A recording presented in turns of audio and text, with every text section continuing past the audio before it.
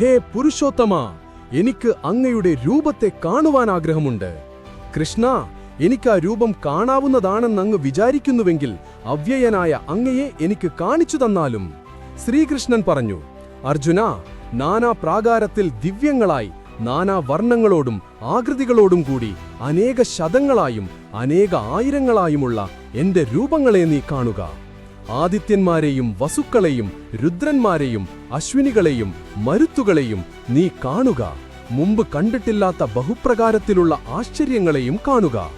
ചരാചരങ്ങളോടുകൂടിയ മഹാപ്രപഞ്ചത്തെയും ആഗ്രഹിക്കുന്ന മറ്റുള്ളവയെയും എന്റെ ദേഹത്തിൽ ഒന്നിച്ചു നിൽക്കുന്നത് ഇതാ നീ കാണുക.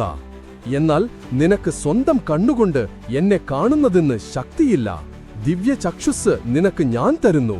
എന്റെ മഹത്തായ ശക്തിയെ കാണുക.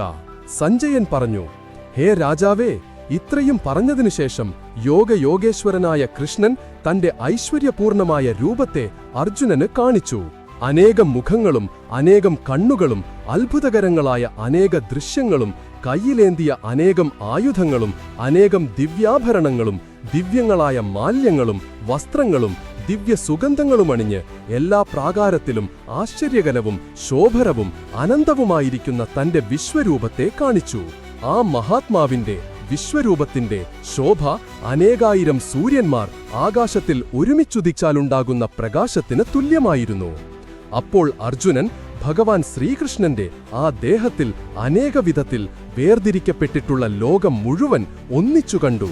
അതു കണ്ട് അത്ഭുത പരതന്ത്രനും രോമാഞ്ചഗഞ്ജുകിതനുമായി തീർന്ന ആ അർജുനൻ വണങ്ങിക്കൊണ്ട് ഇപ്രകാരം പറഞ്ഞു. അർജുനൻ പറഞ്ഞു, ഹേ ദേവാ, ഞാൻ അങ്ങയുടെ ഈ ദേഹത്തിൽ ദേവന്മാരെയും എല്ലാ തരത്തിലുമുള്ള ഭൂതഗണങ്ങളെയും അതുപോലെ കമലാസനത്തിൽ സ്ഥിതി ചെയ്യുന്ന സൃഷ്ടികർത്താവായ ബ്രഹ്മാവിനെയും മഹർഷിമാരെയും സർവ്വ ദിവ്യ സർപ്പങ്ങളെയും ഇതാ കാണുന്നു. വിശ്വരൂപനും വിശ്വേശ്വരനുമായ ഹേ ഭഗവൻ, ഞാൻ നോക്കുന്നിടത്തൊക്കെയും അനേകം കൈകളും അനേകം ഉദരങ്ങളും അനേകം മുഖങ്ങളും അനേകം നേത്രങ്ങളുമുള്ളവനും അനന്തരൂപങ്ങളോടു കൂടിയവനുമായ അങ്ങയെ ഒരാളെ മാത്രമേ കാണുന്നുള്ളൂ.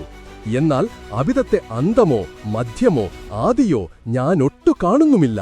കിരീടം, ഗദ, ചക്രം എന്നിവ ധരിച്ചവനും നോക്കിക്കാണുവാൻ വയ്യാത്ത വിധത്തിൽ തേജോമയനും കത്തിജ്വലിക്കുന്ന അഗ്നിസൂര്യന്മാരുടെ ശോഭയോടുകൂടിയവനും ആയ അങ്ങയെ ഞാൻ എല്ലായിടത്തും കാണുന്നു. അങ്ങ് നാശമില്ലാത്തവനും അറിയേണ്ടവനും ഉത്കൃഷ്ടനും ഈ ലോകത്തിന്റെ പരമമായ ആശ്രയവുമാകുന്നു. അങ്ങ് നാശരഹിതനും സനാതനധർമ്മത്തിന്റെ സംരക്ഷകനും ആണെന്നാണ് ഞാൻ വിചാരിക്കുന്നത്.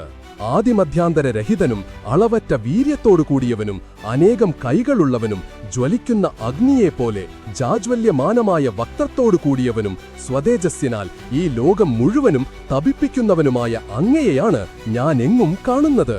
ഹേ മഹാത്മാവേ, ഭൂമിക്കും ദ്യുലോകത്തിനുമിടയിലുള്ള ഈ ആകാശവും എല്ലാ ദിക്കുകളും വ്യാപിച്ച് വിളങ്ങുന്ന അവിടത്തെ അത്യുഗ്രമായ ഈ രൂപം കണ്ട് 3 ലോകവും നടുങ്ങിപ്പോകുന്നു. ഈ ദേവഗണങ്ങൾ അങ്ങയിൽ പ്രവേശിക്കുന്നു. ചിലർ ഭീതരായി കൈകൂപ്പി വാഴ്ത്തുന്നു. മഹർഷിമാരും സിദ്ധന്മാരും സ്വസ്തിയെന്നു പറഞ്ഞ് അർത്ഥപുഷ്ടിയുള്ള സ്തോത്രങ്ങളാൽ അങ്ങയെ സ്തുതിക്കുകയും ചെയ്യുന്നു. രുദ്രന്മാരും ആദിത്യന്മാരും സാധ്യന്മാരും വിശ്വദേവന്മാരും അശ്വിനീദേവന്മാരും മരുത്തുകളും പിതൃദേവന്മാരും ഗന്ധർവന്മാരും യക്ഷന്മാരും അസുരന്മാരും സിദ്ധദേവന്മാരുമെല്ലാം അങ്ങയെ അത്ഭുത പരതന്ത്രരായി നോക്കി നിൽക്കുന്നു. ഹേ മഹാബാഹോ, അനേകം മുഖങ്ങളും നേത്രങ്ങളും കൈകളും തുടകളും കാലുകളും ഉദരങ്ങളും ദംഷ്ട്രങ്ങളുമുള്ള ഭവാന്റെ മഹത്തായ ഈ രൂപത്തെ കണ്ട് സകല ലോകരും ഭീതരായിരിക്കുന്നു. ഞാനും അങ്ങനെ തന്നെ ഭയാകുലനായി തീർന്നിരിക്കുന്നു.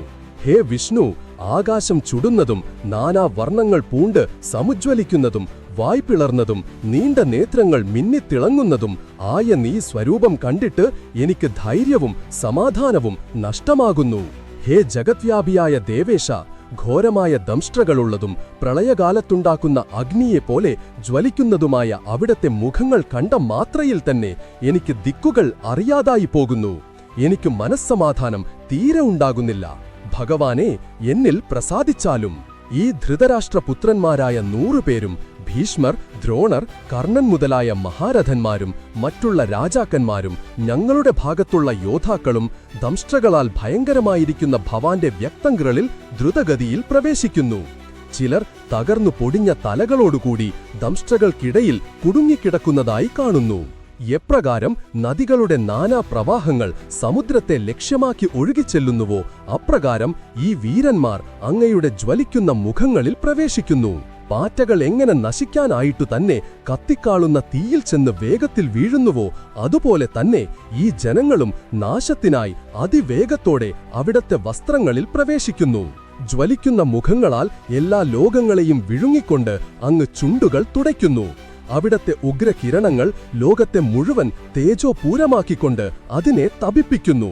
ഹേ മഹാനായ ദേവ, ഉഗ്രരൂപത്തോടുകൂടിയ ഭവാൻ ആരാണെന്നു കറിഞ്ഞാലും അങ്ങേക്ക് നമസ്കാരം എന്നിൽ പ്രസാദിക്കുമാറാകണേ. ആദിപുരുഷനായ ഭഗവാനെപ്പറ്റി വേണ്ടതിൻവണ്ണം മനസ്സിലാക്കണമെന്ന് ഞാൻ ആഗ്രഹിക്കുന്നു. അവിടത്തെ പ്രവൃത്തിയെ കുറിച്ച് എനിക്കറിഞ്ഞുകൂടാ. ശ്രീകൃഷ്ണൻ പറഞ്ഞു, ഞാൻ ലോകത്തെ നശിപ്പിക്കുന്ന കാലനാകുന്നു. ഞാൻ ലോകസംഹാര കൃത്യത്തിൽ ഏർപ്പെട്ടിരിക്കയാണ്. നീ ഇല്ലെങ്കിലും നീ യുദ്ധം ചെയ്തില്ലെങ്കിലും ഇവിടെ കൂടിയിരിക്കുന്ന ശത്രുപക്ഷത്തിലെ യോദ്ധാക്കൾ ആരും ജീവിച്ചിരിക്കുകയില്ല. ഹേ അർജുന, നീ എഴുന്നേൽക്കുക, യുദ്ധം ചെയ്ത് ജയവും യശസ്സും നേടുക.